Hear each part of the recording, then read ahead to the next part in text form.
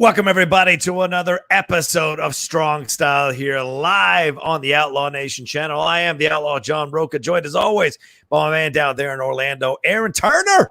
How are you, Aaron? How's it feeling down there? You got a new iPhone? You got a John Carpenter shirt on? You're ready to go, man.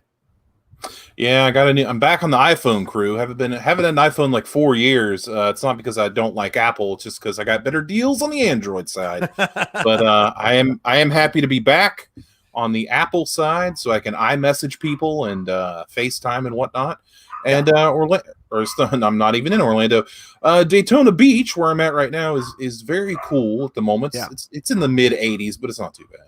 Wow. You know what was kind of cool and also kind of hot was this WWE draft. We're going to get into all of that, breaking down who got taken, who didn't get taken, what awesome faction got broken up. Well, maybe not broken up, but got separated. And what the new rivalries that we might see coming up. We're going to get into all of that. You know, if you missed last week's show and the numbers weren't 100% as great as we normally get, we did a mock draft of the WWE. So go back and watch that show if you missed that show and see how close we were in some of our picks and what we thought might happen there. We're going to discuss all of the draft going on as well. Thanks to everybody who's joining us live here. Bruce Cambozo, Nicholas Zednick, Justin Toner. Good to see you all jumping in and hanging out with us. Gramash, good to see you, Gramash, again.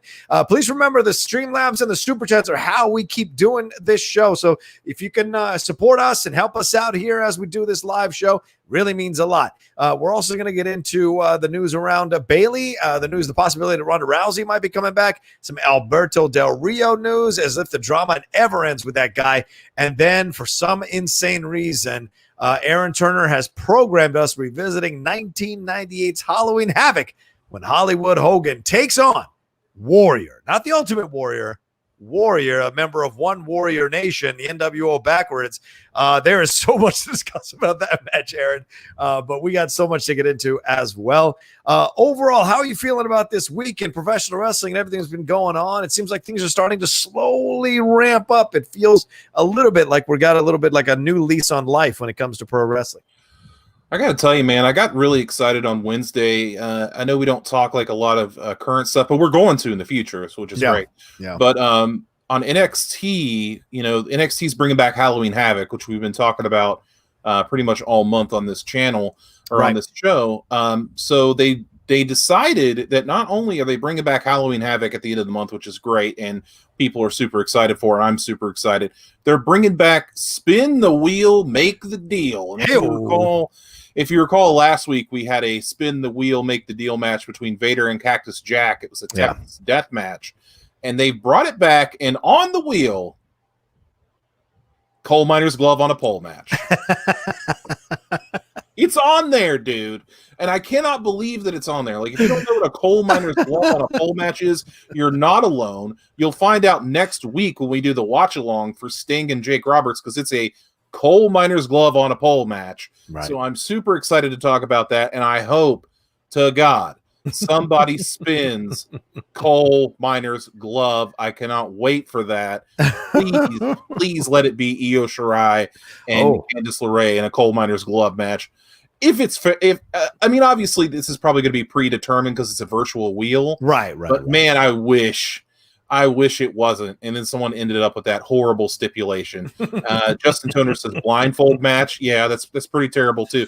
And Texas Deathmatch is on there. Like, all kinds of fun stuff is on that wheel. So I'm really excited for Halloween Havoc and Spin the Wheel, Make the Deal returning. Yeah, that's going to be a lot of fun. Absolutely. It's pretty great to see that be a part of it as well. Halloween, I mean, like, they got to do little things to kind of wake people back up again, dude. You know, after many, many years of bringing new entertainment, and they've been doing it, since the 80s, really kind of bringing every year, new pay-per-views in. And then after they bring it in, having to keep sustaining the reasons for you to come back and keep watching certain pay-per-views.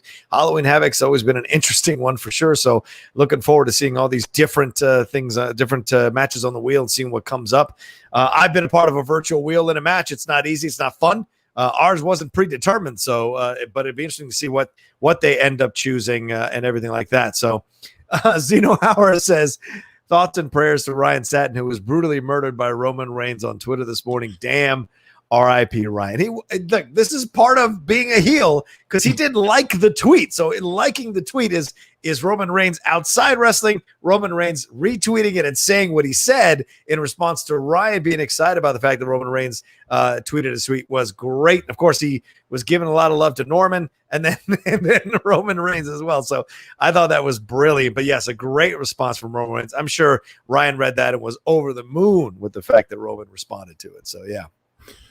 Yeah, see, he sent it to his parents. Yes, I saw that, and his dad was all about it, and his mom was like concerned, which was really funny. So I like that action, and I love the stuff he did with Paul Heyman because Paul Heyman was ribbing him about the Fox executives. It was really good stuff there from Paul Heyman. So you know, Ryan just living the life. God, we got to stop putting him over on the show till he finally. I know we stop putting him. Yeah, you're right. It's good, and he's got a he's got a great relationship with Paul Heyman. Heyman's one of the guys who's really been very positive about Ryan and his work in the sphere here. So yeah, that was great to see them kind of talking and having a great interview and letting Paul do his thing at Ryan's expense, which I thought was brilliant. That's how you do it. You know what I'm saying? He's putting Paul over. He's putting Paul's putting Ryan over in exchange, and we're putting Ryan over here. But maybe we'll bring up something negative about Ryan, so we don't put him over too much. So, so we'll see. Okay. We're gonna get into things. We got about 25 of y'all watching us live. Would love to get a little more of y'all. So when you come in, make sure you hit that like button. If you haven't hit that like button, we're at 19 likes right now. Hit that like button and give us some love as we roll into our show here and get into the news. Aaron, anything you need to touch on before we start? No, I think we're good. All right. I don't think anything's popped up recently. I think we're good. Let's get it on. All right. What's our first thing, man? So we're talking about the WWE Draft that happened this week. We've got the results here. Just want to go through a couple notable things. It looks like they pretty much depleted all of the SmackDown roster to go to Raw. So you've got Drew McIntyre, who was the first pick. Yeah. You got Bobby Lashley that's going to stay there. The Fiend Bray Wyatt comes over. AJ Styles comes over. Yeah. Braun Strowman comes over. Randy Orton stays. Jeff Hardy comes over. Matt Riddle comes over. Yeah. Tucker comes over. Akira Tozawa comes over. Arturo Ruas comes over. Right. It's like, damn, son. And then Alexa Bliss comes over. Lacey Evans comes over. Nikki Cross comes over. Lana comes over. The New Day comes over. The Miz and John Morrison come over. The Lucha House Party comes over. Mandy Rose kind of already was there. Right. So right off the bat, Raw's got like all these heavy hitters from SmackDown. And I'm like, damn, what's SmackDown going to get? And of course, we talked about it last week, right as we were going off the air. Seth Rollins was drafted to SmackDown. Yeah. So SmackDown got Seth Rollins, Daniel Bryan. They got Kevin Owens from Raw, so that's a big get. Yeah. They got Big E, so the New Day is broke up. Yep. Aleister Black, Apollo Crews, Otis is staying on SmackDown. They got Murphy from Raw, Lars Sullivan, who was kind of out there, King Corbin from Raw. And really on the other side, they added Sasha Banks, who I guess was on Raw. Yeah. It's kind of hard to keep up. Bianca Belair from Raw, which was a good pickup. They split up the Iconics. Billie Kay is gone. I just bought that new shirt. And the one of the key points, I'll go back to it in the women, but they got the Street Profits. They got Dolph Ziggler and Bobby Roode. They got Rey and Dominic Mysterio. They got the Riot Squad. And Cesaro and Shinsuke. They keep them. States. Yeah. But one of the ones that really surprised me is that Zelina Vega has broken off from Andrade and Angel Garza. Angel Garza stays on Raw. Andrade undrafted, but from what I read, it looks like he's going to be staying on Monday Night Raw. Okay. And Andrade even posted a picture of him and Zelina when he won the SmackDown or when he won the NXT Championship, and they were pretty much saying their goodbyes, like how good they were as a team. Yeah. So I don't know if they're moving. I assume that they move Zelina Vega to SmackDown because number one, she's been fantastic. She's one of the top MVPs of this COVID year of WWE for sure, hands down. Yeah. And I don't know if they're going to move her into more of a wrestling role because she can go, man. Yeah, I know that she can do that instead of being the manager, or she's going to manage somebody else. Yeah. So that is the question. And where does this leave Andrade, my guy Andrade, and where does this leave Angel Garza? Yeah, this is a great point you bring up, and I think you're right. I think it's, you got to read the tea leaves, or you read where the winds are blowing with the fans. And Zelina, they've been giving her more of a showcase to do her thing, and she's starting to blow up, not just on screen, but also on social media. She's really kind of upped her social media game on Twitch, on Instagram, or what have you. She's always been good, but it seemed to kind of go to the next level. Same thing with the wrestling. Always been good, but now it's kind of getting a little more seasoning. The more matches she's gotten, the more experience she's gotten to show what she can do. And the announcers have been putting her over as well, and the fans have responded in kind. So why not give her a little bit of a run as a wrestler? I don't know who you attach her to. Does she need to be attached to a valet? I mean, I feel like there's a number, or to a wrestler rather, as a valet. There seems to be a number of women she can absolutely have a thing with. Natalia, with Billie Kay, with Carmella, even with Bianca and Sasha and Bayley. So it's all set up for her to have numerous feuds. She could turn into an AJ Lee, that kind of like smaller wrestler who a lot of people kind of doubt initially, and then boom, just kind of keeps getting better and better as she gets more experience in the ring, and then becomes a huge fan favorite. Certainly Zelina is built to be that, still relatively young in the game. So I would be excited to see her get a little bit of a showcase. Andrade is interesting. The fact that he's undrafted, what does that mean? He's been tweeting, like you said, he's been tweeting, but he's also been tweeting other things about getting ready. Is it good or bad? All that as well involved with him. And Garza, I think Garza's going to do it. They're going to let him kind of spread his own wings and do his own thing. So maybe they felt like Zelina it doesn't need to help them get over anymore. And this idea of having a valet maybe is kind of past time. Maybe it's out of step from what people want to see nowadays in terms of wrestling. See, I kind of agree and disagree, because Vega is so good, of course, at doing it, that I want to see her keep doing it. And her and Andrade as a team was a great package deal, and it really I think is going to hurt Andrade more than it's going to hurt Zelina, because as a team, what a great package, because Zelina could do the moves on the outside to distract the referee, or to she could do a hurricane on somebody on the outside and help Andrade win. Andrade could help her in her matches. I just like them as a package deal. Yeah. So when you split them up, it's kind of like, okay, so we're going to put Zelina, who I think will be totally fine, in her, her and Carmella could have something. Her and Bayley could be fun. Her and Bianca Belair can be fun. Plenty for her to do. If you're not going to do anything with Andrade, that's when I'm going to have a problem, because he's really fair. He's really in that mid-card area right now, Andrade. He's not one of the top-tier guys.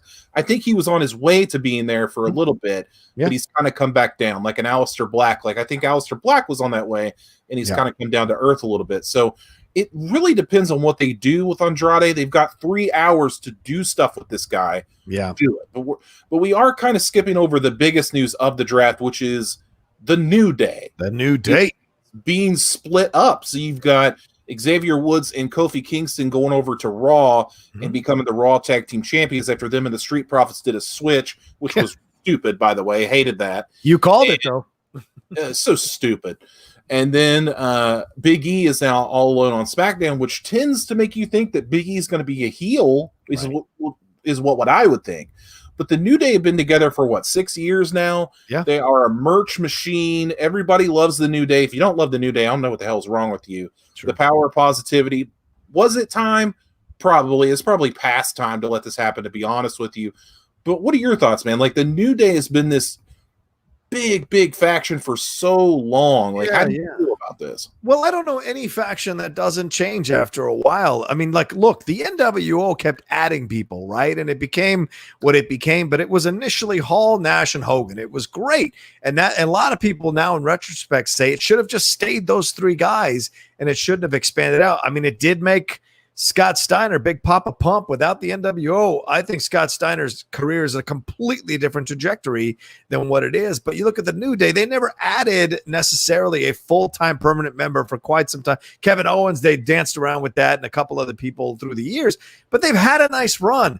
And after a while, it just becomes like, okay, they become a firmament, and it's a little boring. And maybe they felt it was a little boring too, even though they like working with each other. Sometimes there's only so much you can do. But I do think this is a dangerous situation, because I don't know anybody that's clamoring to watch a Kofi Kingston and Xavier Woods match. Maybe a Kofi Kingston match, but not necessarily Kofi Kingston and Xavier Woods tag team. I don't think that's as exciting as like Big E with either one of those gentlemen. And I think that's the difference here, but it's time. Big E needs to get a run in the singles. He's had numerous singles runs in the past. This was a great way to keep him doing his thing. He's had multiple belts with New Day. Now let's give him another run here as a singles and give New Day something else to do on the other side as a tag team. And don't be surprised if Kofi breaks off and does really his own singles run. And those guys never really kind of win a title again as a tag team, and they move off. Kofi moves off to do his own thing. I know they exchange the belts in that, but I mean, like, actually stay or become champions for like full on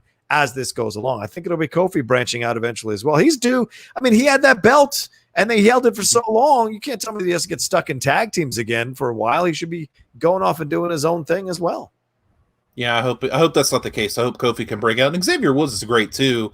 I'd like to see him do his own thing. Maybe get a U.S. title run would be fun. That's always Xavier. Absolutely, dude. Yeah. It is also worth noting that Big E, you talked about his singles runs. He is a former Intercontinental Champion. Yeah. He is the second ever NXT Heavyweight Champion.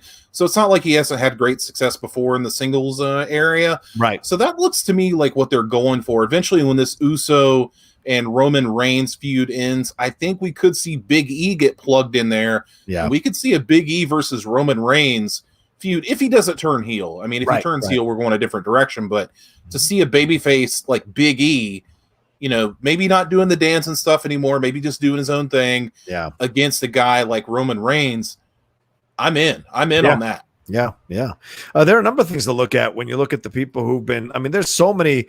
Yeah, I mean, dude, it is. But let's. I know the New Day is the big story, but I think the SmackDown thing is like 1A to the New Day story. Like, why would they gut this roster the way they did? Did they feel like, well, is there a rating situation here? Was there this kind of pride thing about Raw becoming, in essence, the B show when it was always the A show and it's been the B show for the last year or two? Like, is this an issue? Is this their way of kind of righting the ship a little bit? Because I mean, I don't mind whatever's left with SmackDown. I mean, Roman Reigns, but then once you get to Roman Reigns and Seth Rollins, it's what's left of Daniel Bryan. Yes, Kevin Owens, and I know Jey Uso is on the rise. You do have Big E. Aleister Black has not really gone 100% over with the fans. Apollo Crews, wherever that's going. Otis, wherever that's going. Murphy. You know, there's not a lot of really kind of over people that you have over there on SmackDown that I think will attract eyes to watch this show on primetime. I don't think there's that many. You have Bayley and Sasha Banks, certainly, and the Street Profits as well, for sure. Yeah, but then after that, it's not really that much. Whereas you have an abundance of wealth of talent over there on Raw. So do you think they're like making a move here for Raw to kind of reclaim its status as the A show? I think you're exactly right. I think that's exactly what they're doing. Okay. And it's kind of hard to look at SmackDown and look at the tag teams that they have with like Rey Mysterio, Shinsuke, and Cesaro and not think that eventually they're either going to break up those teams so those people can have singles runs, because you can create a big star in Cesaro. You can make him a main event guy. Nakamura can be a main event guy again. Yep. You could take the WWE tag team titles and unify them. For God's sakes, please unify them. Great point. The tag team division is just not what it used to be, and I think we can all agree to that. Yeah. Street Profits New Day should have had a unification bout to have one set of tag team champions, like the women's tag team championships. And if you're not going to do something with them, you keep breaking up tag teams. You keep breaking up. You broke up Lana and Natty. You broke up the Iconics. Then you need to do away with those titles because they're not doing any good for Shayna Baszler and Nia Jax. Right. Nobody cares. There's no female tag teams. Nobody cares about the women's tag team titles. It's probably just, I like to think that SmackDown, because it's a 2-hour show, they can build that female division more and it will be featured more than it is on Raw. You would think with a 3-hour show they would do that, but they have more mid-card people they can kind of play around with, and they do the females. It's not really a high focus for Monday Night Raw right now. Yeah. And I think SmackDown focuses on that a little more. It's in prime time. It's on Friday night. I think that's where they're going to focus with the Sasha Banks and Bayley feud is going to carry them for a little bit. Right. So yeah, I think that they moved a lot of dudes over to Raw to really bolster that mid card, and they moved some good females over to SmackDown to bolster that division and see what they can do there. Yeah. I'm just looking at it, and I'm just wondering what's gonna. And it also feels too, Aaron, like they might be creating space to be calling people up. Well, I guess still considered calling people up from NXT to SmackDown. Maybe they've created a little more space here, and they're also telling these guys, because it's a plethora of mid-carders that you've got left once you get past Roman Reigns and Rollins and maybe Daniel Bryan and maybe Kevin Owens. But after that, it's pretty much mid-carders trying to get back to either the top card status or achieve the top card status for the first time in their career, like Jey Uso. So to me, this creates space or a vacuum for these other NXT guys to come through. I could totally see Velveteen Dream or Johnny Gargano or Ciampa or any of these guys that are down there at NXT. Adam Cole, baby. Like, I could see them coming through. I mean, I could see right now this is perfectly set up for Adam Cole's faction to roll up in there and do his thing with his crew. I think that's a possibility as well when you look at the kind of holes that are here at SmackDown in terms of the amount of wrestlers that are there. There's opportunities for him to do something with his faction and bring them up to NXT and have some fun and run that thing almost kind of like NWO coming in and stomping all over WCW. Would be interesting to see Adam Cole and the crew rolling up in there and doing their thing. Well, we're not far away from the end of the Undisputed Era. It seems like it's coming quicker and quicker. I think if Finn Balor wouldn't have had his jaw broken by Kyle O'Reilly as a shoot, that maybe we would be heading towards that kind of blow-up storyline. But for right now, I think if anybody's going to move to SmackDown from NXT, from the Undisputed Era, it'd probably be Adam Cole first. I could see that because Adam Cole's a main event guy, in my opinion. I don't know if he is on the main roster. I don't know if people believe that, but he is. And I think we're very close to another NXT like mass exodus. Like, we're going to just see a whole swath of people taken from NXT to go over to SmackDown. And like, you're going to see Breezango probably go back eventually. I wouldn't mind seeing some of the UK guys get a call up. I wouldn't mind seeing Pete Dunne over there, Tyler Bate, if they want to. I mean, I think it's really up to them if they want to, depending on if they want to keep building up NXT. Zeno Hour mentioned Cameron Grimes. He's another guy I could see on SmackDown as a heel. Great guy. And you just leave it to dudes like Finn to carry that until he's ready to go back. If he wants to hand the belt over to Kyle O'Reilly, eventually we can do that. You got Karrion Kross coming back, who can lead that division. Damian Priest, the North American champion, can lead that division. So you've got people there that can hold down NXT. It's just I think there is some good credence to what you're saying about SmackDown. They're leaving the door open to bring in an influx of younger, more interesting talent to go in there, if you will. I think they're giving these guys one last shot. That's what I really believe. Like, you guys are mid-carders. Here's your opportunity to start programs with each other. We'll give it about 3 to 6 months, see what happens. If you ain't getting over the fans, if the ratings start to tank, because some people were saying already in the chat that they believe it is because Raw's numbers were tanking. They're trying to build those numbers back up. But if SmackDown's numbers go down because of the talent that's on there and people being bored about watching these guys fight again or watching these guys get into programs with each other, they don't find that much interest in, then how could Karrion Kross not jump up? Like, how could Adam Cole not jump up?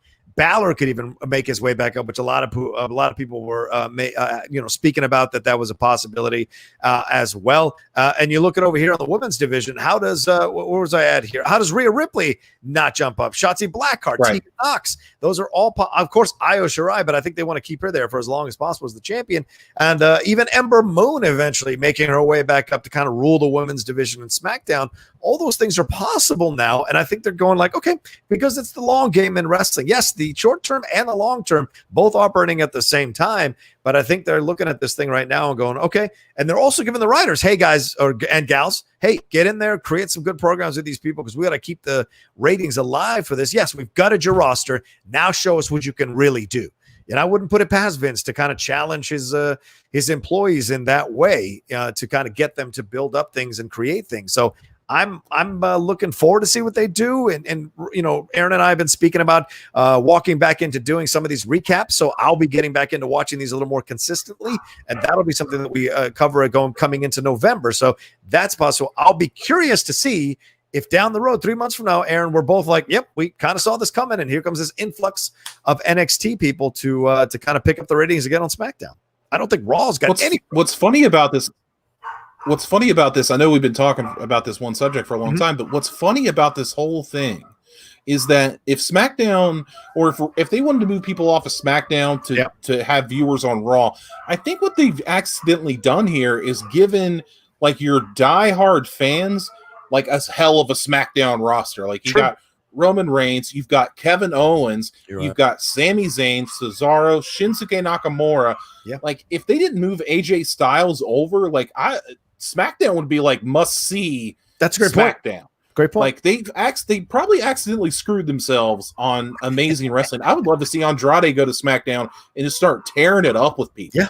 Like it, and they got Seth Rollins too. It's just like, you know what? Maybe SmackDown's not that bad off. And I think maybe Monday Night Raw is like your, okay, we've had these, we want to get some younger fans in there. Yeah. And then SmackDown's like your diehard, like almost like your NXT of the main roster, dare I say. Right. Like it's your diehard fans want to see guys like Seth Rollins, Kevin Owens fight each other. They want to see Sami Zayn get in there and mix it up with Nakamura, like stuff like that. They may have accidentally screwed themselves. Yeah, maybe. And we'll see. But there's a lot of possibilities on the Raw roster side of things too, Aaron. A lot of interesting pairings going on. And to add to that mix, we had Goldberg. I know that's not on the rundown, but Goldberg tweeted out that he was going to be watching this match between Roman Reigns and Braun Strowman. Does this mean, for the love of God, that we're going to get a Goldberg sighting in this damn Raw side of things? Or Goldberg can go straight to hell. I don't know what's going on with the dogs. Like I was telling Rocha before this, my in-laws are coming home and they go ape shit when they come home. So I don't know what they're doing right now. Maybe they see the FedEx guy. I don't know what's going on out there. But what do you think? Do you think we'll get Goldberg, or do you think that's just him trying to get a little attention for himself and messing with the fans? I honest to God think it's trolling, because I think like so many people want to, crap on Goldberg, and he has a lot of fans too. We should admit that he has a lot of fans. I'm not one of them. Yeah, not one of them. But I think he's trolling and just seeing what people's reaction are. Of course, he's going to be there. It's the season premiere of SmackDown. They're going to have all these bells and whistles. We can't get The Rock. Nah, we'll get Goldberg. That'll be fine. Yeah.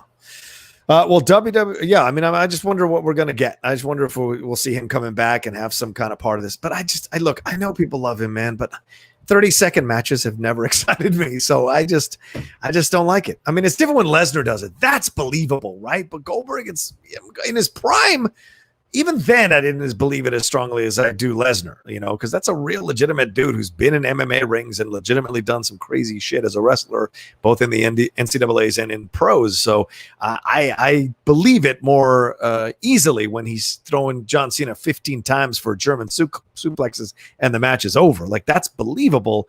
But Goldberg coming in, shaking off a couple of hits and then delivering a spear and doing his thing, it doesn't excite me, and I know people go, oh, that's wow, it really happened, but it doesn't excite me at all. And we'll see. You asked me before we started talking about this topic if there's anything else I want to talk about. I forgot this breaking news, guys. I'm sorry.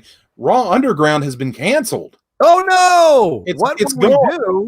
What will we do now, my man? I don't know. I thought it would go at least 6 months, so I had the over on that one. It looks like Shane McMahon and his Raw Underground is canceled, with Daba Kato and Arturo Ruas going to Raw to compete. Looks like that is now gone. I thought it was an interesting idea, Raw Underground. Was it stupid? Absolutely. I mean, but it's kind of fun. It was kind of something different. But yeah, I understand why it was canceled. I think I might have been in the camp of like 4 or 5 people that were like, this is kind of enjoyable, and everybody else thought it was the absolute shits. And I get it. Let me tell you what Underground was. Way back in the late 60s, when the hippie movement really became a big deal and these songs were coming out that were embracing the hippie movement, Aquarius and Hair and all that kind of shit was coming out. And for you kids, ask your parents about this. In the late 60s, this was all happening. These crooners like Frank Sinatra and Bobby Darin, they were all of a sudden overnight irrelevant. And they tried to become relevant. And are you picking that up? Is that your phone? Okay. And the way they become relevant was they tried to sing protest songs when they were members of the establishment. Okay. So seeing Bobby Darin sing, I'm a carpenter, or whatever it was, that song, a hammer and a nail, whatever it is. And to see Frank Sinatra wearing a Nehru jacket to sing with the Fifth Dimension Aquarius was ridiculous. And it was sad to see, and it was incorrect, because when you're the establishment, trying to be the cool kid on the block never works. It never works. You are the litmus test for people to achieve certain things. And so you have to be strong enough to take the slings and arrows and still find a way to be cool and interesting. And Underground was not that. Underground was like Sinatra wearing the Nehru jacket, man. It was not cool. It was not interesting. Although I appreciate that you liked it, Aaron. I thought it was like, this is a ECW shit that you're doing as WWE, and nobody buys it. Nobody fucking buys it. Yeah, I mean, it's like Raw Underground was the members only jacket, and now the rest of Raw is like the cool leather jacket. Like, right. It's just way. Yeah. Is that you? Did we lose you? Are you there? No, I'm just Dog Symphony. I'm just going in and out on mute right now, for God's sake. No worries, man. Let's talk about. Let's probably move on from this subject. We'll see what happens as we keep going down the road here with Raw and SmackDown, and we'll revisit it maybe in 2 or 3 months. Aaron, we'll revisit it and see what the reactions have been to the fans, and if the ratings have kind of evened out between the two shows. We'll see. Let's hope so, man, because Raw can use all the help it can get. A lot of people, that's like their thing. It's like, I'm going to crap on Raw. I want to see what the ratings are just so I can crap on Monday Night Raw. Right. And it's like, dude, do you care about ratings? It's like saying that, I care about box office. It's like, why? It doesn't affect you at all. Like, I don't understand why people concern themselves with box office like they do the Raw ratings. Like, who gives a crap? Somewhere Dan Murrow woke up very angry at you. He cares about box office? What's it have to do with him? Of course, he has a show. He does box office every Monday. Let's see, hit a couple of we had one Streamlab, one Super Chat. Ladies and gentlemen, please keep sending in your support for the show. The more you support the show, the more I'm able to keep making this show with Aaron Turner. I love doing this show with Aaron, but it's got to be supported by you all to make sense here on the channel. The way you do it, if you can't send in any Streamlabs Super Chat, is to share it amongst your friends, share it on your social media, like it, leave a comment after we record live. But while we're watching the show or doing the show, sending in Streamlabs and Super Chats are how we can help the show get stronger and stronger. Here's the first Super Chat. Thank you, Justin Toner, for the very kind Super Chat. And if you want to send a Streamlab, it's right above Aaron's head, or you can go in the description of this video and see the address there as well. Justin Toner says, I think the reason they moved so many people to Raw is because Raw's numbers have been low, while SmackDown has been steady and reliable, and they kept the best stuff on SmackDown: Roman versus Jey Uso and Bayley versus Sasha. All right, Aaron, thoughts on this one?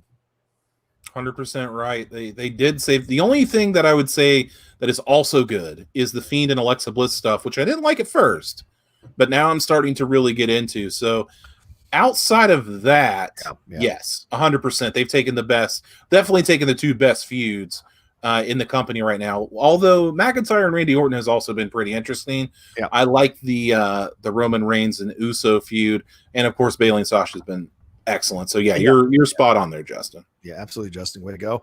And we got one from Last Cinema Sailor. Good to see you, man. I appreciate all the money you gave on SEN Live this morning. He sent in a stream live. He said, glad that I'm able to catch you gents live. I'm looking forward to all the new pay-per-views. Can't wait to see Asuka annihilate everyone and maintain her dominance. Love the show. Strong Style and OSW are my drugs of choice for my WWE fix. Keep it up. All right. Thanks so much, Last Cinema Sailor. Appreciate that.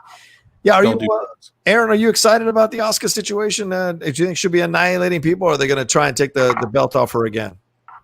I think with all the people that are on Monday Night Raw now, she's just going to buzzsaw right through all of them. Wow. I think that's how it's going to be because, I mean, Jesus, dude, they took the entire roster. They did. And I think until, like, Becky Lynch comes back, or they're saying, we'll talk about it later, somebody else might be coming back, which I think would be an awesome feud, be a great feud to have. Mm-hmm. I think Asuka is just going to buzzsaw everybody because she doesn't have any opposition. Bayley, Bianca Belair, Sasha, they're all on SmackDown. So, I mean, she's facing Lana for the women's title. Yeah. That's who they got to face Asuka for the women's title. Best running gag in on television. I'm talking outside of wrestling anything, the best running gag on television is Lana being put through tables by Nia Jax. It cracks me up. It's happened for, I think, the past 3 weeks. Wow. Hysterical every time. Yeah. Keep doing that. Yeah. What is Lana doing fine for it? Give me a break, dude. Give me a fucking break. Anyway, all right. What's our next news story here, Aaron? So this is a bit of sad news that we don't really want to talk about, but here we go. This has to do with former WWE champion Alberto Del Rio in his trial. He was arrested in May on 1 count of aggravated kidnapping and 4 counts of sexual assault on a former girlfriend. He has a trial date set for January 25th, 2021. Of course, it would have been sooner due to COVID. He was arrested earlier this year. It was in San Antonio. He, accused a girlfriend of infidelity, and it escalated from there. The victim has claimed that Del Rio slapped her across the head several times and forced her to wear a dress and dance for him. Yeah. And then he told her not to cry because if she did, he threatened to take her son and drop him in the middle of the road somewhere. Yeah. And then a Fox affiliate in San Antonio provided further details, noting that Del Rio allegedly tied the woman's hands with boxing straps, put a sock in her mouth, and sexually assaulted her for several hours using various objects. Oof. Now, if convicted, the jail sentence ranges from 5 to 99 years, or life imprisonment and a fine up to $10,000. That seems a little all over the place, in my opinion. Yeah. For the aggravated kidnapping, he could face anywhere to 2 to 20 years in prison and a fine up to $10,000. So not looking so good for the former champion, a guy that I never really liked for numerous reasons, but it just seems like this guy has always been bad news, and it's gotten worse since he's left the WWE. I mean, he walked out on Impact, just left him high and dry, did the same thing to Lucha Underground. Yeah. And, he had that stuff with Paige where he got assaulted at an airport for some weird reason, like he got stabbed, and he was like, oh, it's no big deal. I kind of, and this is just me, so don't come after me for this, everybody. I kind of thought he was in debt to like a cartel or something. Like there's some shady business going on with that guy. And I think that he's also a guy that has never been told no. Yeah. And I think that's got a lot to do with it. And this is just another bad situation. And unfortunately for this victim, she ran afoul of Alberto Del Rio, Del Patron, whatever you want to call him as well. Yeah. Well, listen, I mean, when you're Latino, you know that there are dudes who are like this. They are very unstable men who are part of your race. And they do certain things that are very unsettling. Their jealousy, and that's the male Latino thing, this idea of overt jealousy, this idea of being possessive. These are the stereotypes. And what this guy does is reinforce these fucking stereotypes with his behavior. And it's so frustrating to see. Him and Paige were clearly a terrible pairing. And Paige had her own issues. Alberto had his own issues. And they clearly had some very tumultuous times together. I'm sure they had incredible sex. I'm sure they were legitimately in love with each other as much as they could conceive of love at that time for who they were psychologically.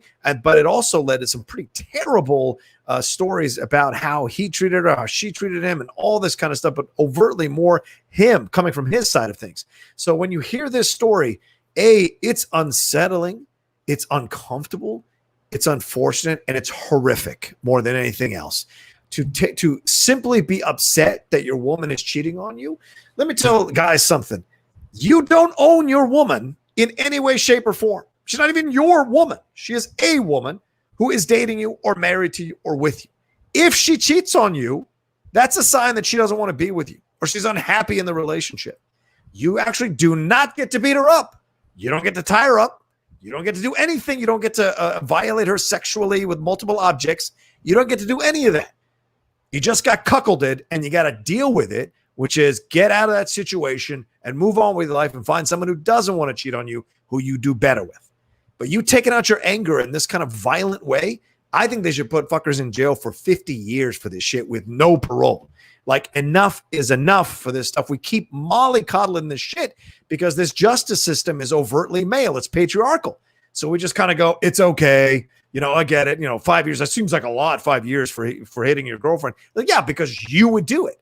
That's the problem. And so this kind of repetitive behavior, and then these stories, if these are true, right? If what the young lady is accusing him of doing is true, I think he should absolutely be put in jail for the rest of his life. I mean, violating someone sexually with multiple objects is a new rape every single time, in my opinion. So if it's 20 years for one rape, then it's rape for every single object you use. 20 years for every single object you use. That's the kind of stuff. And this dude has some seriously deficient psychological problems that need a lot of help, even if and that's only accepting the fact that he may even, or I'm sorry, that's only factoring in that he may even want the help. He may think he's perfectly fine, which is almost worse, or is worse, to be honest with you. So, and just at the end of the day, man, this kind of stuff is just horrific. And someone in a position of power like Alberto del Rio, with a name, with money, and with status, abusing it to do this to a woman who is not famous or money or have any status is a terrible, terrible situation, you know? And so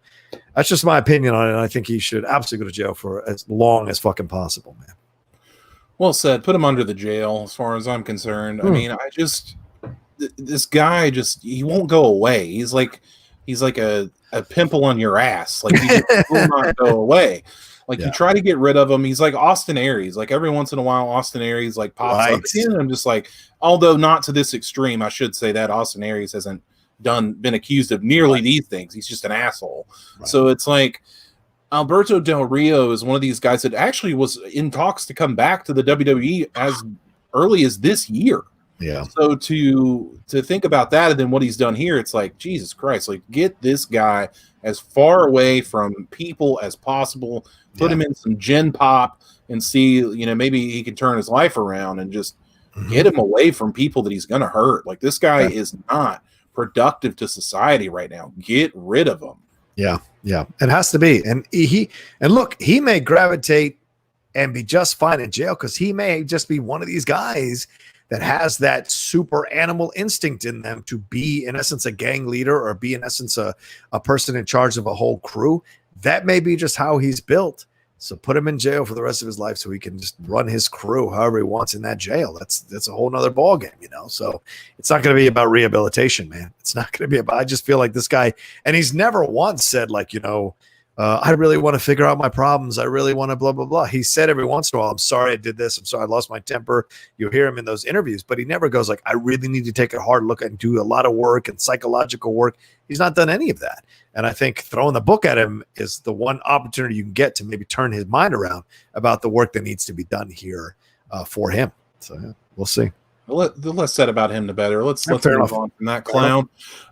So right now we're going to move on to talk about something that's really fun. I love these things. Yeah. And that's Bayley. Congratulations to Bayley being named #1 on PWI, Pro Wrestling Illustrated's top 100 female wrestlers of 2020. It's really 2019, 2020, because their grading period is from like Survivor Series to about mid-year. So that's when their grading period is. That's why some of these people on there, you're like, wow, they haven't wrestled in forever.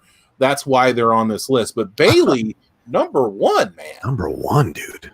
Over Becky Lynch.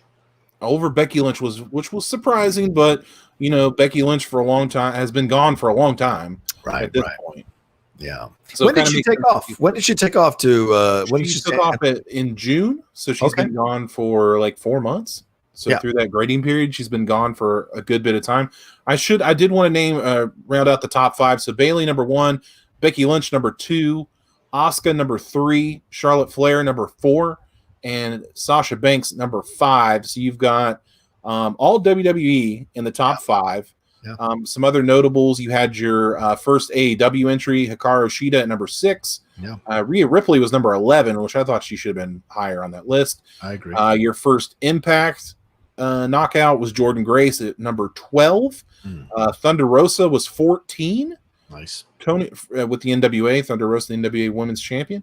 And then 45, Tony Storm. What is 45? How is she 45? Give me a break. She's way higher. I think it was because she was inactive during a lot of the period because of COVID, and NXT UK was shut down. That's my only guess. Okay. As I'm going through the list here, I don't see. I could be wrong. As I'm going through the list below Nikki Cross. How is Alexa Bliss below Bianca Belair? Well, Alexa Bliss didn't wrestle a lot during the period, so I can see why that. I need to read the qualifications. Yeah, I mean they're around. You can read them. But titles won, quality of opposition, wins and losses, overall activity, and the push received by the promotion or promotions they work for. I'm looking at the list right now from PW. Okay, that's fair. I mean, yeah, because she, like you said, she hasn't wrestled much, so that kind of dings her and pushes her down the list for sure. But I still think there's no reason that Sasha should be 5th. Sasha should be 3rd or 4th, but no way should be, because if Charlotte Flair's been out for injury while Sasha's been wrestling the whole time, she has leapfrogged Charlotte Flair. That's ridiculous. You know? I think the only thing that's pushing Charlotte Flair above Sasha Banks is Charlotte's being the NXT Women's Champion and beating Rhea Ripley in probably the best match in night 2 of WrestleMania. That's my only, because she beat Rhea Ripley when she was on a hell of a streak. Right. And I think if Sasha would have beaten Bayley in this time frame, then Sasha would be number 1 or number 2. So I think that's the only thing that's pushing her out. Okay. Do you think Tessa's valid at number 7? It's a weird gray area with Tessa, because she also wrestles men. She was Impact heavyweight champion, not knockouts champion. Right. So it's a little weird for her. So I don't really know where to rank her. Mm-hmm. I guess 7's okay. I would definitely put her in the top 20 for sure. Top 20, I agree with. But quality of opposition is number 7. Yeah. And I don't know if the quality of opposition is at that level that some of these other ladies have faced in other promotions. So what's interesting to me is Io Shirai at number 9. Yeah. And you have Rio at number 8. I'm like, Io Shirai to me is top 5. I don't understand how she's that far. Some of these women I don't know, unfortunately. Mm-hmm. Some of them I'm just like, really? Like Taya Valkyrie at number 17? Yeah. I probably would have had her top 15, top 12 at least. Yeah. Kairi Sane, who wasn't, necessarily very active during this period either, at number 21, ahead of Britt Baker. I would not have done that. I would have had Britt Baker probably closer to the top 15. Mm-hmm. Deonna Purrazzo at number 30. I probably would have had her in the top 20. Yeah. Honestly. Some of these other ones, I mean, you have Lacey Evans at 43. I feel like that's kind of, that's probably right. That's terrible. Right. I mean, how are Peyton Royce and Billie Kay on this list? Give me a break. Well, they're pretty far down the list, to be honest with you. And they didn't wrestle for much of the grading period either. Yeah. I think if you graded it from, their grading period is weird, so you kind of have to just go with it. If you grade it from the beginning to now, I think you look at somebody like Shotzi Blackheart at 46. She would be number 46. She'd be in the top 20. Right. Just of how great she's been lately. Penelope Ford, top 25. She's a top 25er. What another one that really surprises me, I don't know if this surprises you, probably not, is number 53, which is Natalia. Yeah. She was just like, what? 53? She was really active during this period. Yeah. So she must just suck. I don't know. But I understand it, but I mean, you're looking at an objective list versus a biased list. The Natty is higher. Do you know what I'm saying? I think Natty, if you talk about the qualifications, of titles won, she didn't really win a title, but she's fought all the best in quality of opposition. Her wins and losses are probably pretty good. Her overall activity, she's been involved costly in all the WWE storylines, and the push received. So they didn't push her to the top, but she's always in the conversation. She's always a match or two away from fighting for the title. And so they always find a way to weave her into these kinds of things. So to me, 53 seems pretty unfair to her, and especially below Lacey Evans. Give me a break. She's way above Lacey. Yeah. So it's just ridiculous. Nia Jax at 69, which is, I wouldn't even have Nia on the list. I wouldn't either. If she hadn't won the women's tag team titles, I don't think she'd be on this list. Right. I think that's the only thing that's saving her. And as you kind of round out, you're getting a lot of Mexican, you're getting some Japanese, you're getting some Australian wrestlers. Killer Kelly at 89, she wasn't very active, but that's because of COVID. Nina Samuels, COVID. A lot of these people because of COVID, which is unfortunate. Right. So that's probably why you're seeing a lot of WWE, AEW, Impact, because they're the ones that have been running real strong. the chat may disagree with me the chat may agree with me about this, but Britt Baker at 22 seems to me like such a slap in the face because she's been injured. She was injured a lot of the period, so I guess that counts. Yeah. Pretty much the whole period she was injured. But she's been so good on the microphone and so good at building her character and keeping herself interesting on TV. Yeah. Mrs. Adam Cole's been killing it. Okay. She's been great. I think she deserves to be in the top 10 for sure. I think that Rhea and Io Shirai got screwed out of the top 10 as well. And Isn't Britt the dentist? Isn't she the dentist? Britt Baker?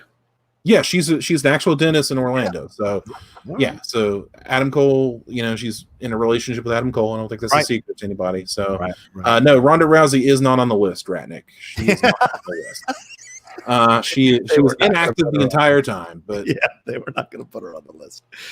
But it's a good thing we don't make these. I'm just saying. Are you okay with Candice LeRae at 34? Do you think she should be hired? I think that's appropriate. That's probably about right. That's probably about right. Yeah, I think that's good for her because she was in a character change in that period of time where she kind of was on TV. She wasn't on TV. So right. Yeah, that's probably about right. Yeah, I agree.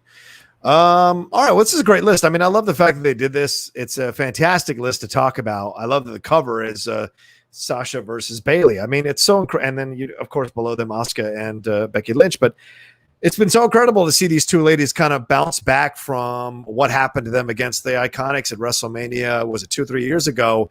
Just the kind of shit that they both took for kind of walking away from the situation. Of course, Bayley came back way earlier than Sasha, but look how they've kind of been given the second opportunity, and they've killed it. You know why? Because they could have always killed it if you gave them the right opportunity, the right push, and they both done it. And turning Bayley here was a brilliant decision. The mom haircut is brilliant. Just all of it really, really works, and she's embraced it. Now, is she as good as Becky Lynch was on the turn? No, but she's damn good for what she did. So you got to give her love for that. I love that she's a chicken shit heel. She plays it so well. I'm sure she's loving it. And then turning Sasha face to have her go against her is really something people didn't expect, and that's been a great swerve as well. So PWI giving love to these ladies who I've always loved is great. It feels good to see that. And hopefully down the road, these 4 horsewomen actually become these 4 horsewomen now and become, I don't know how to say this, Aaron, but just become this legacy that isn't just led by Charlotte or isn't just led by Sasha, that it's all 4 of them who have carved out their own paths so that later on women who get into it later as these ladies are exiting professional wrestling can say, I saw Sasha Banks when I was 5 years old. They pay it forward. And so that'll be great to see because each of them now legitimately has been a superstar in their own right fully. And that's great to see, I think they've all had really their megastar pushes except for Sasha Banks. Like, yes, Sasha Banks is well known, but Sasha Banks has not had that long run with the title. All of her title reigns have been very, very short. So Charlotte Flair, big megastar WrestleMania main event. Becky Lynch had the year run with the title, big mega the man, huge thing. Sure. Bayley's been champion for over a year, huge main event star, probably maybe the wrestler of the year. Yeah, definitely in the COVID era, probably is Bayley. Sure, and then Sasha Banks is just kind of that one that's still waiting on that big feud, which she now has with Bayley, and to get that long title run, which hopefully she will have when she beats Bayley. So it could the legacy, the prophecy could be fulfilled pretty quickly. With those 4. So just waiting on Sasha to kind of catch up and get her chance. Yeah. WWE, I hope you're listening. Give her a fucking chance, for God's sake. She is incredible. Let her go on a run for a while. She will blow up. I think they know that Sasha, if she gets that run, she's going to be even more. She's going to be massive and maybe a little bit even more difficult to deal with, which has been the rumor at times behind the scenes. So we'll see. Plus, she's great as a heel if they ever bring her back to that as well. So, that's a great point, Ratnick. The female Ric Flair. I kind of love that comparison to Sasha, the female Ric Flair. Maybe. All right, and we got one Streamlab that came. Aaron, one Streamlab that came through. Is this from Hill Nellums? Hey, Hill, good to see you, man. He said, "Is AEW trying to turn MJF face? I'm giving his interactions with Jericho a chance, but I'm getting a bit confused. Also, who do you think Moxley will finally drop the belt to? Will Kenny Omega finally get his chance to shine?" Yeah, talk about people who need a chance to shine in these new promotions or newer promotions. What do you think? I think Kenny Omega is the guy. Dog party. I think Kenny Omega, the cleaner Kenny Omega as a heel, is the guy to take that belt off of Jon Moxley. I think that would be awesome. Yeah. If not, I would like to see it be Hangman Page, which I don't think it's going to be. Okay. I think he eventually will hopefully take the belt off of Kenny Omega. And then as far as I'm sorry, what was the other question? What was the other part? Sorry, the other question was MJF. Yeah, MJF. MJF is just a dick. MJF is just a dick, and that's all he's ever going to be is a dick. I don't think he should ever turn a babyface. I don't think it'll work. If anything, you turn his bodyguard Wardlow on him and make him a babyface as you would MJF. I just think MJF's a dick. Okay. He should always be as such. Okay. All right. Fair enough. Here's what I don't think you can turn MJF face. He's too good of a heel. But then again, we've seen great heels or dick heels turn into fantastic faces. You know, we've seen that happen before. I mean, fucking Triple H has taken Stephanie to get married and imitating her voice and essentially kidnapping her into a marriage. So, you know, we've seen that happen before. Wouldn't be surprised. But then again, he's great. He's just a heel. Like you said, he's great. He's just a great dick. And yeah, Kenny Omega would be fantastic to take the belt off of Moxley. I'd love to see that. As we get more into that kind of stuff, Kenny Omega getting a chance to shine here stateside for an extended run would be great. I'm down with that. Yeah, Chris Taylor says Britt Baker needs to be in the top 5. Chris, he's standing hard for Britt Baker. Now, Chris, I think you're a little bit overzealous there. Top 10, I will give you, but not top 5. I think if she would have wrestled, 100%. I think she wrestled during the grading period, 100%. Top 10, I'm going to give you top 10. I think she would be number 10. Yeah. But in the top 5 ahead of like Rhea, Io Shirai, Charlotte, and all that. Nah, fam. Nah. All right, before we move on to our next story, please want to remind you all to hit like on this video. We got about 62 of you all watching us live. Thank you so much, but only 44 likes. So if you're stopping by to say hi, please hit that like button and do like Hill Nellums did and do like The Last Cinema Sailor did. Send in some Streamlabs. The address is right above Aaron's head there. It's also in the description, and we're close to the end of the show. We got about 15-20 minutes left in the show, so would love it if you send in some Streamlabs and Super Chats to kind of round out the Friday and send us into the weekend in a positive way. So, and let us know what you thought about the PWI female wrestling list for the top 100 female wrestlers. Let us know what you thought about that, or the draft results. Anything you want to send us through comments wise, send it to Streamlabs or Super Chats to support the show. Thank you. All right, where are we going, bud? And this PSA was brought to you by nobody because we don't have any sponsors. So now we're moving on to another story about a possible return from one Ronda Rousey, guys. Oh, shit. I don't give a damn about my bad reputation, and neither does Ronda Rousey. Paul Heyman was teasing this. This comes from the New York Post, where Paul Heyman said, he said, there's a funny thing about people that don't discuss their business in public forums. Talk about Rousey. When he was asked if fans will see Rousey back before an April date, he says, everyone presumes that Ronda Rousey's contract expires at a certain time.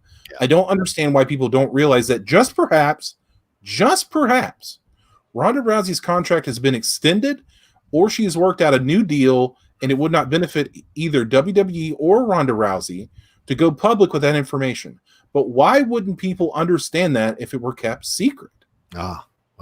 So Paul Heyman is implying, I think more so than implying, that Ronda Rousey, whose contract with WWE was a 2-year deal that is up in April, maybe Ronda Rousey's coming back. And the reason that she hasn't come back yet is due to the COVID and the Thunderdome, and they want to bring her back with a big crowd, possibly at WrestleMania.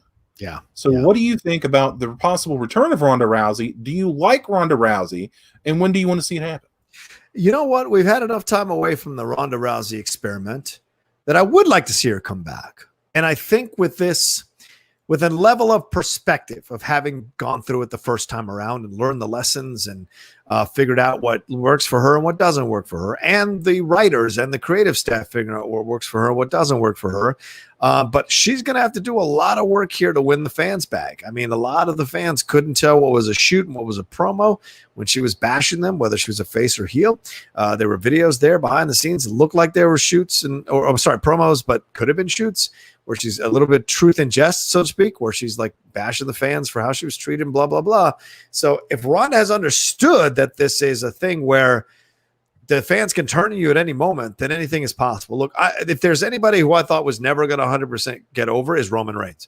And seeing him as over as he is now, to the point where people are talking about he might wrestle The Rock for control of the family, that is insane in my mind. That I never thought that was going to be a possibility. I thought he didn't have it in him to necessarily be that guy to go over the edge. Same thing with McIntyre, right? You didn't know that he had the guy to get over the edge. So maybe Ronda, with this little time away, and the fans with this time away from Ronda, have a little bit of time to kind of forget those old feelings and maybe start over here and see what you got. So I'd love to see her come in. I hope she's been training. I hope she's got some new moves to play around with. I hope she's done some more acting work so she can tell these stories better in the ring and on the mic. So overall, yes, I'd like to see her come back. There are plenty of rivalries that can pop up or programs that she can work with multiple female wrestlers. Now, this isn't the what's her name? Fox. What's her name? The tall black actress, tall black wrestler, Fox. What was her name? Alicia Fox. Yeah, this isn't the Alicia Fox era where it's all like, they're wrestlers, but she can whip the crap out of them. Her against Asuka would be interesting. Her against Sasha, I think, is still interesting. Her against Bayley is interesting. Her against Charlotte Flair when she comes back. Becky Lynch. And didn't she leave to have kids? So Ronda didn't have kids, right? Didn't get pregnant, didn't have a child. So if Becky comes back and that becomes an angle where Becky did get pregnant, did have a child, and Ronda couldn't, holy shit, that could be uncomfortable, but could be something to play with. So there's a number of things here that you can play around with. But I mean, Rhea Ripley versus Ronda Rousey is exciting to me on so many levels as well. So there's plenty of things. And Ronda may even start fighting men. Why? If China could do it, certainly Ronda Rousey can fight men for sure in the ring. That would be fun to see as well. So I think the sky's the limit if Ronda comes back with the right attitude and the right approach, and the fans are ready to embrace her again and see that she's put in the hard work and that she respects the business. That's important here, in my opinion. So, yeah. I'm gonna kill these dogs. But anyway, sometimes I get stuff in my head and I just can't get it out. And when I think about Ronda Rousey coming back, I think about this long feud with Asuka, and I think about what they would do in a match, and I could see Ronda Rousey like just exhausted from beating Asuka and just sitting there and just soaking it in, just like catching her breath. And all of a sudden you hear, whoa, and back comes Becky Lynch. Like that's the return. And then she comes out, she's got her leather jacket on, she's all smiling. She goes up to Ronda Rousey and like smacks her on the shoulder and is just like, sup, Ronnie? And then they have an epic feud. Like I would love that return. I think that is your mega WrestleMania main event. The rematch, we should have got him one-on-one, but I don't think Becky was a big enough star at the time to make that. So now it's just a huge thing. Like that would be such a huge WrestleMania main event. I would love to see that. If you can build to that, do that. Yeah. Okay. Yeah, I like that idea, actually. I think that's absolutely excellent. I wouldn't mind seeing that myself. I think it'd be fun to see Ronda. But don't be surprised, though, if they turn it on its head and it's Becky saving Ronda from that situation. Because remember, Becky and Asuka were having their own thing before Becky handed the belt over to Asuka and left to go be a mom and be married with Seth Rollins. So that could be interesting if Becky and Ronda on the same side against things. That could be interesting too. You don't like it? I don't like that. No, I don't like it. I don't like that. But I mean, you could have Ronda and Shayna Baszler versus Becky and Asuka. That'd be cool. That could be fun. Or Asuka and Io Shirai versus Becky and Ronda. I'd be into that. Or you get Charlotte Flair back and it's Charlotte and Becky. I don't know, down the road, depending on what side she goes on. That's possible too. I'd be down with that. I know people have been talking about this, the 4 horsemen of 4, but I think that's kind of gone past now. You've got to do so much work for Jessamine Duke and the other lady there. Shafir, to build up them to the point where you think they're even remotely in the league with these other 4 women as professional wrestlers. Like I said, these 4 women branching out, walking their own path together and solo now fully. Of course, I take your point, Aaron, that Sasha hasn't quite gotten that push that she needs to get, but they've all kind of marked their own path in their own territory. There's no way Jessamine Duke and that other girl Shafir have any chance to match that star power. So they've got to build up their own thing. And then eventually, maybe down the road, we'll get this in a couple of years, but it should not happen anytime soon. I think Baszler is there as far as 4 horsewomen go. I don't think, Duke and Shafir are so green and so far behind. It wouldn't even be worth watching. Like, if you wanted to do something, like you would put, let's say, Ronda Rousey, Shayna Baszler, Nia Jax, and let's say you get Tessa Blanchard in there just for the hell of it against those the 4 horsewomen, that I would be interested in. I'm not interested in watching Bayley, Sasha, Charlotte, and Becky try to carry 2 greenhorns through this. I'm not saying that they can't get there eventually, but by the time it's fresh in our minds and people want to see it or are hype for it, it's going to be out the window. Like, you're looking at 3-4 years down the road, and no one's going to give a shit about it by then. And Ronda Rousey's not going to want to wrestle. Yeah. So it's a good point. It's a good point. So give me that instead if you want to give me something. All right, what are we moving on to next, man? We don't have any more Streamlabs and Superchats that have come through. So what's our next story? Oh, so now we're talking about the greatest match in the history of Halloween Havoc. No, we're not talking about Eddie Guerrero versus Rey Mysterio. We're talking about Hulk Hogan. Yeah. Leader of the NWO versus Warrior. Halloween Havoc. There it is right there. There it is right there. A zombie couldn't save us from this madness. You told me before we went on air, you're like, this match isn't that bad. And it isn't that bad. Yeah, it is. Yeah, it is. It really is bad. And let me tell you why. Because they have no timing. There is no sense of timing in this match at all. Okay. Like when Hogan jumps over the Warrior to take the ref bump and like Nick Patrick just goes flying, so bad. Yeah. It's so awful. And they run like this. They zigzag to do body slams. It's just awful. If they're doing 1989 wrestling in 1998, and it's just not working. Like at one point, Warrior is like, let's do the test of strength. He's like, right here, Hogan. And then Hulk Hogan just doesn't give a crap.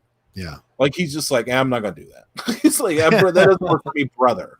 Like, I'm not going to do that. And then when Warrior goes to close on Hogan over the top at one point, Hogan just jumps over the rope. Like, yeah, what the hell is this? Like, you know what I'm saying? And then you can see the tells coming, is what you're saying. It's that kind of absolutely. match. You could see the seams of the match, as one would say. You could see the seams. But you and I also talked about this, and I got to get your thoughts on this. I'm sure everybody wants to hear this. Hulk Hogan attempting a fireball, out of his pants to blind the Ultimate Warrior. Look, Hogan was forged in the rings of Japan. And so that kind of stuff you've seen before in Japanese matches, these kind of outside elements being a part of it in matches in Japan. So I think this was an interesting callback to it, kind of interesting idea to maybe play with. But Hogan has never done the fireball thing ever. So at least stateside that I've ever seen. I haven't watched all of his matches in Japan or whatever, so I don't know if I've ever seen that. But like, the fireball trick is not meant for dudes of that size. The fireball trick is meant for the mid-carders or the cruiserweights or the younger ones, because that can be done faster. The fact that he essentially tried to bake a cake, that's how long it took him to set this thing on fire, was ridiculous, man. Because foreign objects have to be quick. They're used and then boom, they're gone. that gives the illusion that it was an impromptu thing that they brought in and they were going to use. But the fact that he took it out, put it on the table, spread it out, put it on the ring, then pulled out his little Ziploc bag, opened the Ziploc bag, dropped things over, then lit the thing, and then fucked it up anyway. He was like, this was a bunch of hype for nothing. Like, it was New Mutants, essentially, in a nutshell, a bunch of hype for a terrible product. So in the end, or terrible results, in the end, I thought it was one of these things that was just ridiculous to look at and shouldn't have been something that Hogan was doing. I get that he wanted to go full heel, but he was going to go full heel anyway, calling in the Giant, calling in Horace, or calling in Eric, and then Eric calling in Horace, and what have you. So why do the fireball trick? I don't know what it would have done, to be honest with you. It was just a dumb idea. You know, and then he calls down the Giant, and the Giant comes down about a mile an hour. That's about as fast as he coming down to the ring. And he does, like, of course, Warrior was going to move. Right. Like, oh my God, like, come on. Like you said, telegraphed. Yeah. So bad. And then it is worth noting that the reason that Hogan couldn't light the flash paper like he wanted is because his hands were wet. You know, he was at him in his wet tights. It just didn't work out at all the way that they wanted to. And Shivani, like, does his best. Like, he tried to blind that man. Yeah. Like, they do their best to try to salvage it, but it just doesn't work. And what is, you know, the super lamest part of this whole thing is that Ultimate Warrior loses with a chair shot to the back from Horace Hogan, of all people. From Horace Hogan. And not only that, he kicked out of the atomic leg drop. So if you're going to kick out of the atomic leg drop, you're telling me you can't kick out of a wimpy ass chair shot from Hulk Hogan's nephew? Get out of here. I don't want it. You're the you're the Warrior. You're like this unstoppable Native American gimmick, which I didn't know that till a few years ago, that was a Native American gimmick. And I mean, you're an unstoppable force, and you get beat, and also a stupid pin where he's grabbing basically his butthole on his trunks. Like what was that pin? Also, Hogan, what is going on? Like, this match should just be far away from these two legends. Like, I know Ultimate Warrior was not the best worker. I understand that completely. But what they did at WrestleMania 6, and I know this was many years after that, was way drastically different in pace, storytelling, and everything else in this match. It's just night and day different, and you wouldn't think it's the same two guys. Yeah, I agree. Best feud of 2020, Aaron Turner versus Dogs. Yes, I like that. You're telling me. I might have to start doing this outside, I think, and just because you cannot hear them when I'm outside. I'm just going to have to get a ring light and just do it outside, I think. All right, bro. It's not bothering me, but I get that it irritates you, so I respect that. That was the shit out of me. By the way, and I agree with you 1,000%. I mean, and this was Hogan, like, you know, squaring the deals for himself. Brought in Piper, beat Piper. Brought in Warrior, beat Warrior. I think he beat Bret Hart as well. And it's just like, yeah, who gives a shit, man? Doing it 9 years later, it doesn't carry the weight. And especially when it's a match for Halloween Havoc and not necessarily the tentpole pay-per-view of WCW. You know what I'm saying? And so that's the shame of it as well. And even Shivani looks a little bit bored, or sounds a little bit bored, pumping up this match. A match 8 years in the making, blah, blah, blah, and talking about Hogan's ego. It seems to veer into shoot territory when they start talking about Hogan's ego and stuff. So they must have paid Warrior a crap ton of money to take this loss and what have you. But it in no way made you feel like some kind of revenge was enacted by Hogan. It was terrible. It was terribly scripted. It was poorly done at the end.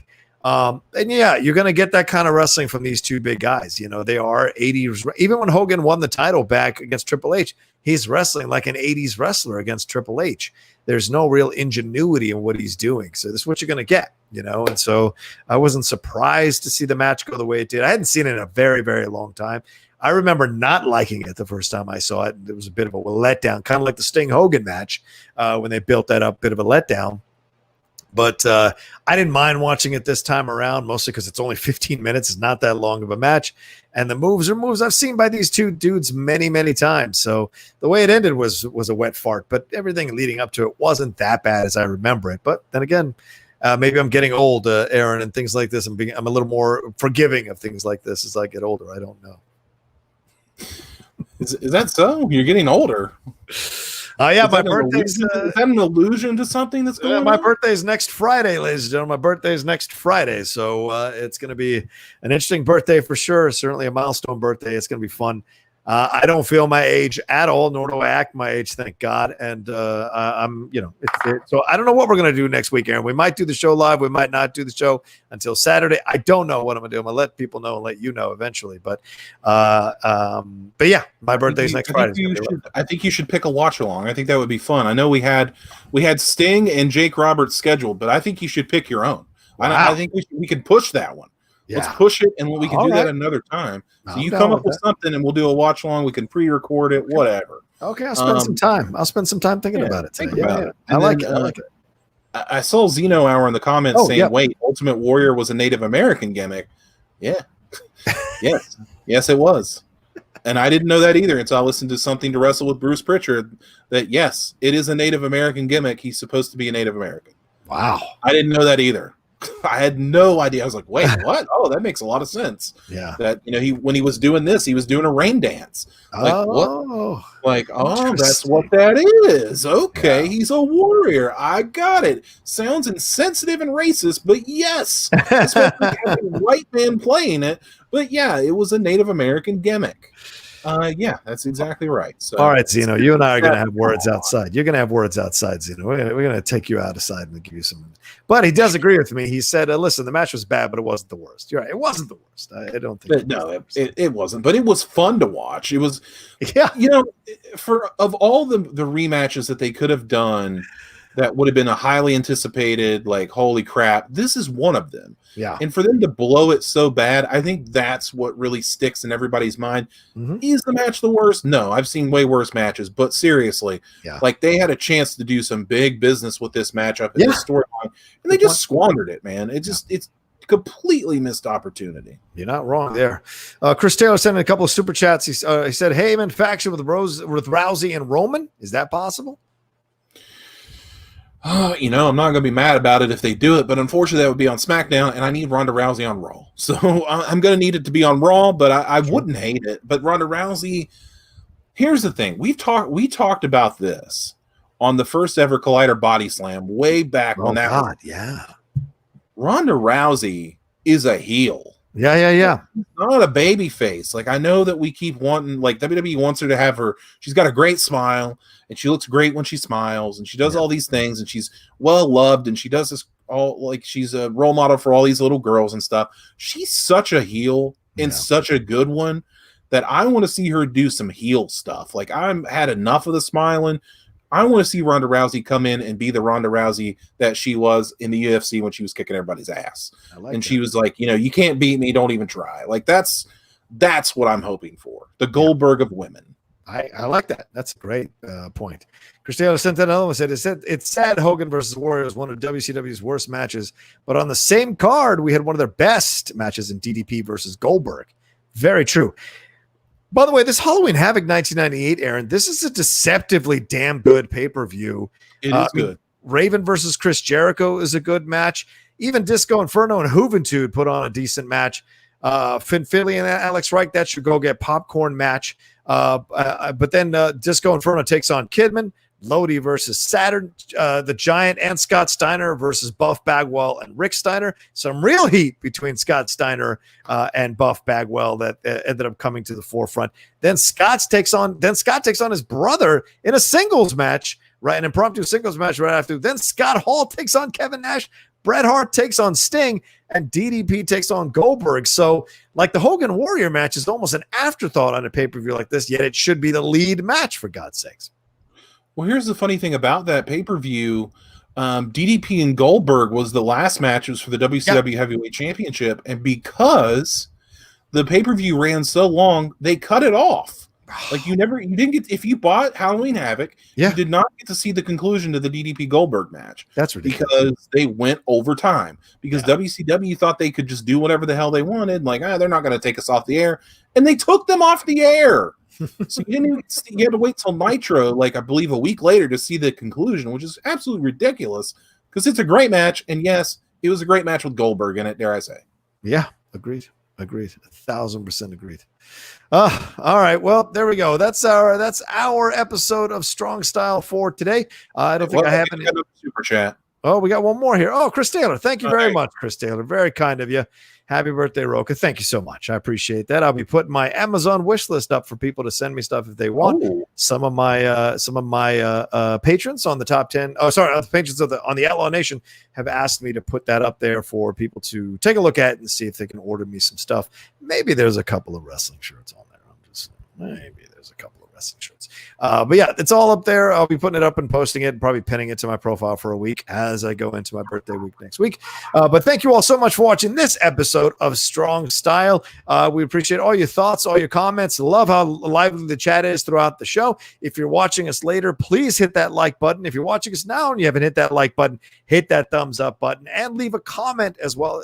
For those of you who are watching us afterwards, leave a comment. Let us know what you think. The more comments, the more likes you leave, the more it elevates the visibility of the show. And also, please share the show with your friends and family, either physically or share it on your social media so they can see it and maybe come aboard and be part of the Strong Style crew with us. Aaron Turner, please tell them everything you got to push and promote, my man. You can find me on Twitter at only Aaron Turner. You can find me at the dog pound yelling bow wow wow yippee yo yippee yay so they will stop barking. I don't know what's going on. I sincerely apologize. They cannot stand being away from me from 2 seconds. It's ridiculous. Like I can't wait to move into the own studio because you cannot hear a thing when I move into my house. You will not be able to hear a thing. I promise you that. And thanks to everybody that bought a shirt. I saw that Gurmash said he bought a shirt. Thank you for that. Thank you to everybody that bought a shirt in the last month. We sold like a handful of them. That's awesome. So thank you for doing that. Appreciate it. Yeah, John Rocha rocking it right there. I love this shirt. This is one of my favorite shirts to wear, to be honest with you. It's very soft. It's very soft, which I like. Soft. It's a good price for a soft shirt like this, and it fits well, and it fits you well. Like it doesn't just bowl out. It like fits you well. So definitely get this shirt if you haven't gotten a Strong Style shirt. And I may be hitting up Aaron to find out how I can start doing some Outlaw Nation stuff, merch through this company because I love these shirts. So I want them to promote my brand as well, and people feel good wearing it. So, all right, that's it. Follow Aaron Turner at only Aaron Turner, like he said. Follow me at the Rocha Says on Twitter and on Instagram. Remember to subscribe to the channel down below. For now, we really would appreciate you subscribing it. We're marching towards those 15,000 subscribers slowly but surely. We crossed 14,100 earlier this week, so let's keep going. Let's keep going. If you haven't subscribed before, please subscribe. Got a bunch of content on here, not just pro wrestling, also sports, entertainment, movies, politics. It's all on here for you to enjoy as an outlet and as a channel. So please come aboard the train. We've got reviews, interviews. I just interviewed Jean Renault from The Professional, interviewed Cody Smith-McPhee, who played the Nightcrawler in X-Men. A lot of stuff coming up, more content coming soon as well over the next few weeks, more interviews with great actors and great artists as well. So it's all a part of this. And Aaron and I have been exploring the idea of Aaron interviewing some people for Strong Style as well. So that's going to be fun overall. So keep with us. And Ryan Satin probably coming in the next few weeks as a guest. That'll be fun to catch up with Ryan and have a fun back and forth with him as well. So all kinds of stuff to get involved in here. And that's it from us. Much love to you all. Thank you so much for joining us, and take care of yourselves. And should we tell them to wear a mask, Aaron, for God's sakes? Oh, please wear a mask, for God's sakes. Like over the past week, I don't know if you guys have seen the charts, but the one from Johns Hopkins says that no states have had their coronavirus cases go down. All 50 states are either steady or going up. So my God, please wear a mask, for God's sake. If you're not going to do it for yourself, do it for everybody else, please. Yeah. As Jim Ross might say, my God, wear a mask. All right, we'll talk to you next time on Strong Style. Peace, everybody. Peace.